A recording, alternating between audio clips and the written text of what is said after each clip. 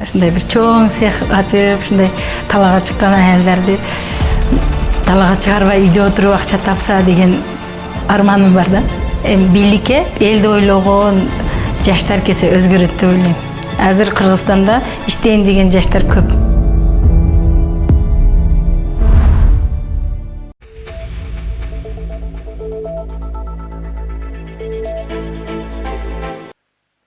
Күндүн маанилүү жаңылыктар менен тааныштырып, бүгүн программасы студияда мен Тимур Владислав. Саламатсыздарбы? Алгач чыгарылыштын кыскача мазмуну менен таанышып алыңыздар. 4 октябрда өтө турчу шайлоого чет өлкөлүк уюмдар ашыкча кийлигишип жатканы айтылууда. БШКнын жумушчу тобу Дастан Жумабеков административдик ресурс колдонгон деген чечим чыгарды. Артур Цветковдун Молдокматовага каршы доо арызын сот канааттандырган жок. Европарламент Александр Лукашенконун президенттик мөөнөтү 5 сентябрда бүткөндөн кийин аны Беларустун мамлекет башчысы катары тааныбайт. Евробиримдиктин мыйзам чыгаруу органы мындай мазмундагы резолюциясын 17 сентябрда кабыл алды. Европарламенттин Беларустагы кырдаалга байланыштуу 4-чү резолюциясын 574 депутат колдосо, 38-и каршы, 82-си калыс болду. Депутаттар Европа кеңешинин буга чейин жарыяланган позициясын ырастап, Беларустагы 9 августта өткөн президенттик шайлоонун жыйынтыгын тааныбай турганын белгилешти. Буга алар шайлоонун одоно мыйзам бузуу менен коштолгондугун жүйө келтиришти. Резолюцияда Беларуста тынч демонстранттардын өлүмүн иликтөө, жаңы шайлоо өткөрүү тууралуу талаптар дагы коюлду. ЭККУнун көзөмөлү астында жаңы шайлоо өткөрүү учурдагы кырдаалды жөнгө салуунун башкы жолу. Азырынча Беларус бийлиги менен эч кандай деңгээлде байланыш түзгөн жокпуз. Лукашенконун бийликте калууга умтулган өжөрдүгү, анын Москвадан барган сайын көбүрөөк колдоо алып жатканы кырдаалды татаалдаштырып жатат деп билдирди Евробиримдиктен тышкы саясат мекемесинин башчысы Жозеп Боррелл. Беларусту 26 жылдан бери башкарып келе жаткан Александр Лукашенко Европарламенттин чечимине бейшемби күнү Минсктеги аялдардын форумунда жооп кайтарды. Анда ал биз аскерлерди көчөлөрдөн чыгарып кетип, армиянын жарымын күжүрмөн даярдыкка келтирип, мамлекеттик чегаранын батыш тарабын, биринчи кезекте Литва жана Польша менен чегараны жабууга аргасыз болуп жатабыз. Биз өтө өкүнүү менен биздин боордош Украина менен чегарабызды дагы бекемдөөгө аргасыз болдук деп билдирди Лукашенко. АКШнын USAID уюму тарабынан каржыланган Сайыр консалтинг агенттигинин жогорку кеңешке депутаттарды шайлоо боюнча кыргызстандыктардын саясий маанайы тууралуу сурамжылоосу талкуу жаратты. Чөнтөк телефон аркылуу жүргүзүлгөн сурамжылоодо баардык аймак боюнча алгачкы тизмеден мурдагы СДПК менен ата журт саясий партияларын көрүүгө болот. Бирок жогорудагы партиялар 2020 жылдагы шайлоого катышпайт. Себеби ал партиялардын лидерлери учурда түрмөдө отурат же болбосо мурун сот жообуна тартылган. Бул тууралуу Келечек жол мониторинг борборунун жетекчиси Турсунбек Акун басма сөз жыйынында билдирди. Анын айтымында Кыргыз Республикасынын шайлоо процессине чет элдик уюмдар тарабынан орой кийлигишүү болуп жатат деп айтууга толук негиз бар. Мыйзам боюнча эл аралык уюмдар Кыргызстандын ички саясатына кийлигишпөөгө тийиш. Ал эми Сайыр агенттиги 6-15 августтагы сурамжылоосу шайлоого чейин болжолдуу гана жүргүзүлгөнүн жана алдыңкы тизмеден орун алып, бирок шайлоого ат салышпаган мурдагы партияларда жарандар өздөрү каалап жатканын түшүндүрдү. Кыргызстанда бул күндөрү 4 октябрда боло турган парламенттик шайлоонун үгүт-өнөктүгү расмий түрдө жүрүп жатат. 120 мандаттуу парламентке 16 саясий партиядан 2000дей талапкер ат салышууда. Орусиядан мекенине Казакстан аркылуу автобус менен кайтууга аракет кылган кыргызстандык мигранттар Башкыртстанда дагы топтоло баштады. Бул тууралуу 18 сентябрда Кыргызстандын Тышкы иштер министрлиги кабарлады. Мекеменин маалыматына караганда, Кыргызстандын көп сандагы жарандары Башкыртстандын аймагында Оренбург облусу менен чектешкен тилкеде чогулуп турушат. Алар Оренбургтагы орус-казак чегарасындагы Сагарчин өткөрмө бекетинде. Казакстан кыргыз жарандары үчүн өз аймагынан өтүүгө уруксаат берсе гана өтө алышат.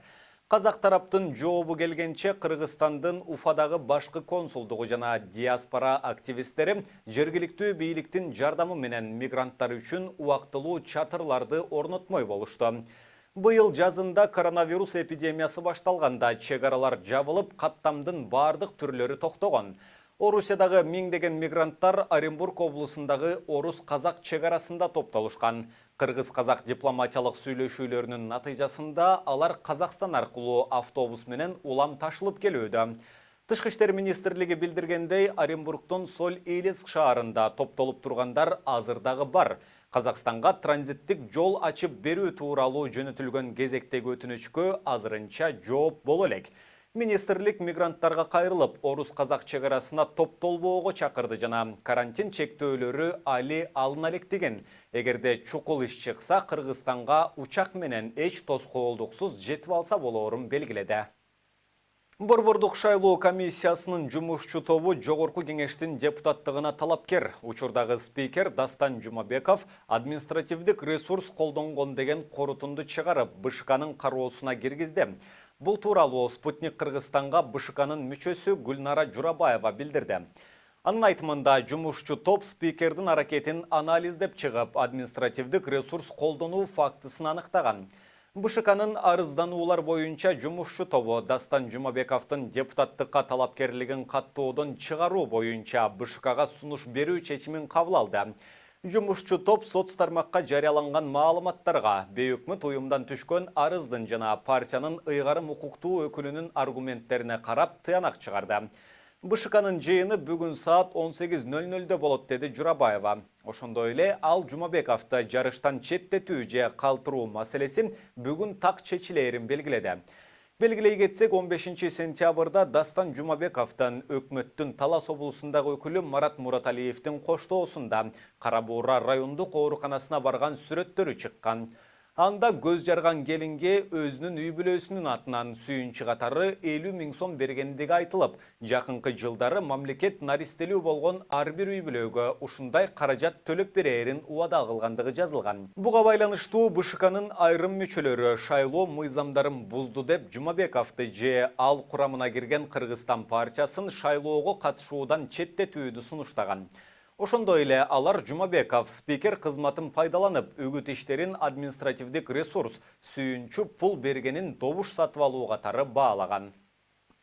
Бодо мал менен майда жандыкты Өзбекстанга экспорттоого тыюу салуу боюнча чечим кабыл алынган эмес. Бул тууралуу Спутник агенттигинин кабарчысына экономика министри Санжар Мукамбетов билдирди. Анын айтымына караганда, ведомство бодо жана майда малды экспорттоого тыюу салуу маселесин өкмөттүн талкуусуна жөнөткөн.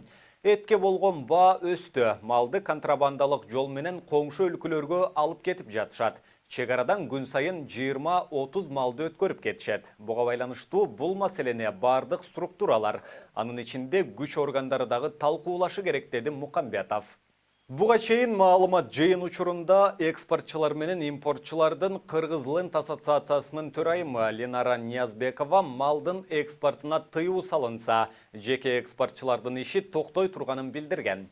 Ал чектөө киргизүүнүн ордуна мамлекеттик кызматтар аткезчилик менен күрөшсүн деген сунушун берген. Белгилей кетсек, кыргызстандыктар эттин баасы 400 сомго чейин жеткенин айтып, бир нече ирет бул боюнча кеп козгошкон.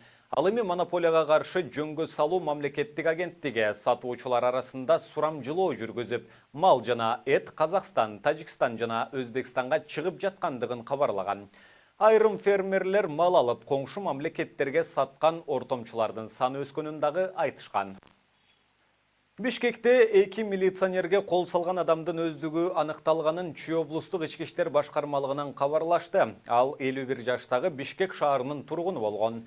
Бүгүн 18 сентябрда Аламөдүн райондук ички иштер башкармалыгына милиция кызматкерлерине кол салуу болгондугу тууралуу кабар түшкөн. Ыкчам тергөө тобу дароо аталган дарекке барышкан. Төмөнкү Аларча айылындагы көчөлөрдүн биринен болжол менен 45-50 жаштардагы жаран мас абалда эч себепсиз милиция кызматкерлерине бычак менен кол салган. Бул агрессивдүү кадамдын иш аракеттерине каршы туруу максатында Аламөдүн районунун ички иштер башкармалыгынын милиция кызматкерлери тапанча колдонушкан. Окуянын натыйжасында Аламүдүн райондук ички иштер башкармалыгынын бир кызматкери жана кылмышка шектүү ооруканага жеткирилген. Бул окуя кылмыштардын жана жоруктардын бирдиктүү реестрине катталып, сотко чейинки өндүрүш иши башталды. Орусиялык алып баруучу шоумен Артур Цветковдун Асоль Молдохматовага каршы берген доо арызын сот кабыл алган жок. Бул тууралуу Молдохматованын расмий өкүлү Супер KG порталына билдирген. Артур Цветков кайрылган Москва соту анын доо арызын кабыл алган жок. Ошондой эле сот бул арызды негизсиз деп билдирген. Учурда Асоль Молдохматованы колдогон адамдардан дагы деле видео кайрылуулар келип жатат. Арасынан Юрий Назаров, Николай Горшков, Стач Курач, Сергей Пускепалис сыяктуу Орусиянын легендарлуу жана эмгек сиңирген артисттери дагы Асольду колдоп видео кайрылуу жөнөтүшкөн дейт Молдохматованын өкүлү. Буга чейин Артур Цветков Асоль Молдохматовадан моралдык чыгым катары $1 миллион талап кылып жатканын жана сотко доо арыз менен кайрылгандыгын билдирген.